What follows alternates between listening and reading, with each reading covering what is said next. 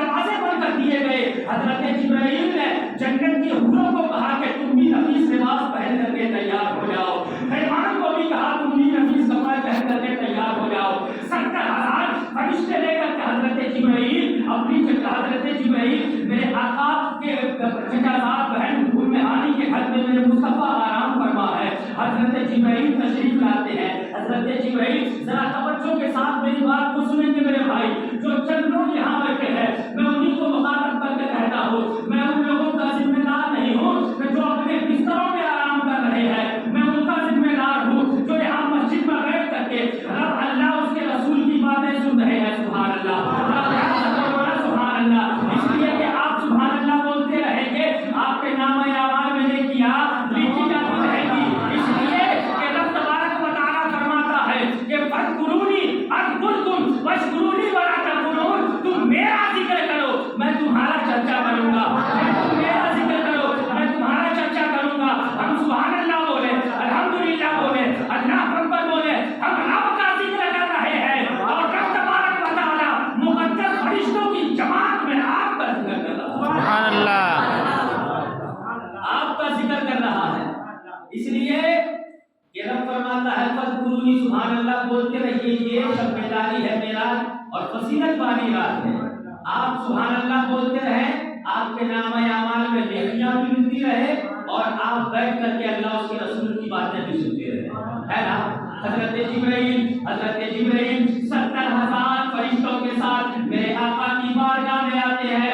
آقا کی بارگاہ میں تشریف لاتے ہیں. جیسے ہی آئے تو دیکھا کیا کہ میرے آقا آرام فرما رہے ہیں, میرے مصطفیٰ آرام فرما رہے ہیں, میرے آقا آرام فرما رہے ہیں. میرے حضرت جبرائیل نے سوچا کہ مصطفیٰ کو بیدار کروں گا تو آقا کی نیند میں غلط پہنچ جائے گی. میرے آقا کی بارگاہ میں گستاخی ہو جائے گی, آقا کی نیند میں غلط پڑ جائے گی. اور رب تبارک و تعالیٰ حضرت جبرائیل سے فرما رہا ہے کہ اے جبرائیل میرے محبوب کو جلدی لے کر کے آؤ, جلدی لے کر کے آؤ. حضرت جبرائیل اسی 55 میں ہے, اسی 55 میں ہے. حضرت جبرائیل امیر کو رب کا حکم ہوا کہ اے جبرائیل میرے محبوب کے قلبے میں اپنا کافوری لب لگاؤ, میرے محبوب کو ٹھنڈک پہنچے گی, آقا بیدار ہو جائیں گے, آقا بیدار ہو جائیں گے.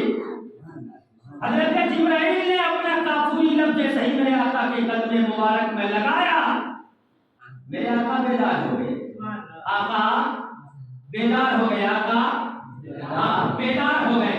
اور جب بیدار ہو گئے تو جبریل امین نے کہا کہ یا رسول اللہ, اللہ تبارک و تعالیٰ آپ کو بلا رہا ہے. سبحان اللہ, اللہ آپ کو بلا رہا ہے.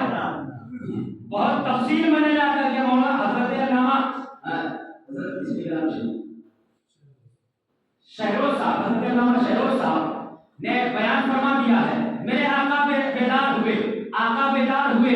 حضرت جبریل امین 70,000 فرشتوں کی جماعت لے کر کے آقا کریم کی بارگاہ میں حاضر ہے اور آقا کو براق پہ سوار کرتے ہیں, آقا کو براق پہ سوار کرتے ہیں. میرے آقا حضرت جبرائیل کے ہمراہ مسجد حرام سے مسجد اقصی تشریف لے آتے ہیں. سبحان اللہ, مسجد اقصی تشریف لے آتے ہیں اور مسجد اقصی میں آ کر کے تمام انبیاء کرام کی امامت فرماتے ہیں. سبحان اللہ. اب ایک بات میں آپ کو بتاؤں, تمام انبیاء کرام کی امامت, آپ کا ایمان, آپ کا عقیدہ مضبوط ہو جائے گا. سبحان اللہ. لوگ کہتے ہیں کہ نبی مر کر کے مٹی میں مل گئے, ماشاء اللہ بولیے سب ماشاء اللہ. لوگ کہتے ہیں کہ نبی مر کر کے مٹی میں مل گئے. میں ان سے پوچھنا چاہتا ہوں کہ نبی اگر مر کے مٹی میں مل گئے تو مسجد اقصی میں میرے مصطفیٰ نے 1,24,000 کم و بیش انبیاء کرام کی امامت کس کی فرمائی تھی؟ کیسے فرمائی تھی اور کس کی فرمائی تھی؟ تمام نبیوں کی فرمائی تھی.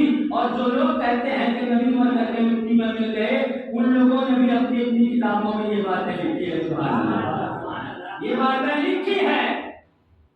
ایک بات اور آپ کو میں یہاں پہ بتاتا چلوں کہ اگر میرے مصطفیٰ چاہتے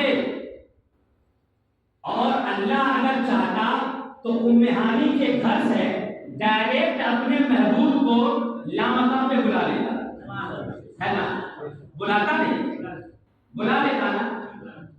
ام ہانی کے گھر سے ڈائریکٹ عرش الہی اور لامکان پہ اپنے قرب خاص میں بلا لیتا. مگر مسجد اقصی, مسجد حرام سے مسجد اقصی لے گیا اور مسجد اقصی میں امامت کروائی تمام انبیاء کرام کی. حضرت جبرائیل موجود ہیں, تمام انبیاء کرام کی امامت میرے آقا فرما رہے ہیں. امام میرے مصطفیٰ ہیں, مقتدی انبیاء ہیں, مقتدی انبیاء ہیں, امام میرے مصطفیٰ ہیں.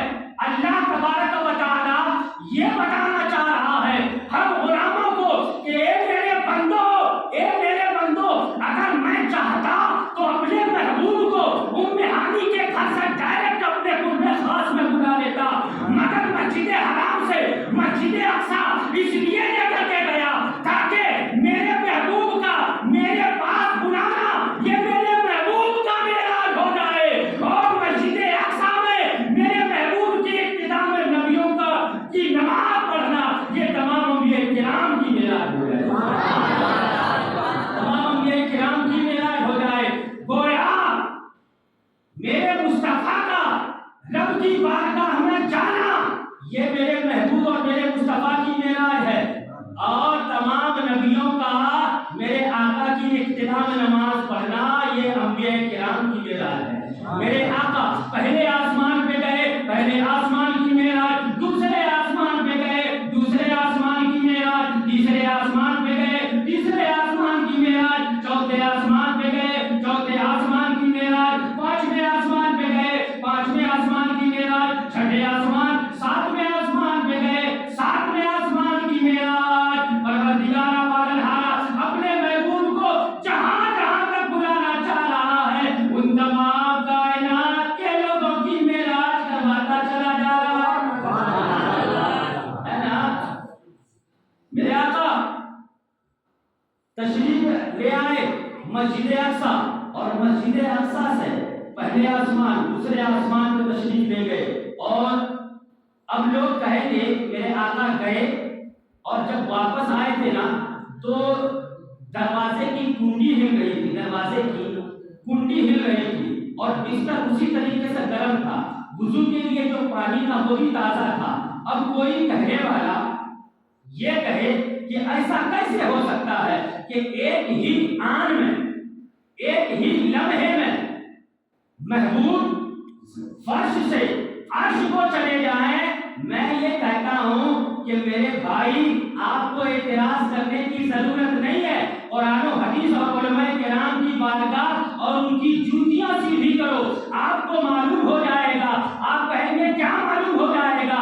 میں یہ کہتا ہوں کہ کرامت کہتے ہیں وہ معجزہ جو اللہ تبارک و تعالی بغیر واسطے سے اپنی قدرت کاملہ سے کسی چیز کا ظہور کرے اسے آیات اور رب کی قدرت کہتے ہیں. سبحان اللہ, اسے آیات کہتے ہیں اور رب کی قدرت کہتے ہیں. جیسے حضرت آدم علیہ السلام کو رب نے پیدا فرمایا بغیر ماں باپ کے, وہ آیت ہے, وہ آیت ہے. اور اللہ تبارک و تعالیٰ کے پیارے حبیب صلی اللہ علیہ وسلم معراج میں گئے اور ایک لمحے میں گئے اور جا کر کے واپس آ گئے, یہ معجزہ ہے. سبحان اللہ. اور یہی کام اگر کسی بڑی سے ہوتا ہے تو اسے ہم کرامت کہتے ہیں. سبحان اللہ. معجزہ, کرامت اور آیت اور اللہ کی قدرت اسے کہتے ہیں جو انسان کے عقل میں نہ آئے, جو انسان کے عقل میں نہ آئے. جب انسان کے عقل میں آ ہی گیا تو وہ کرامت رہی گا. وہ کرامت کیسے رہے؟ جو عقل میں آ جائے وہ نہ کرامت ہے نہ معجزہ ہے. لوگ کرامتوں کو, معجزات کو اپنے عقلوں کے ذریعے تولنے کی کوشش کرتے ہیں. جہاں تمہاری عقلیں کام کرنا بند کر دے, اب یاد رکھو کہ وہ عقل سے باہر کی بات ہے.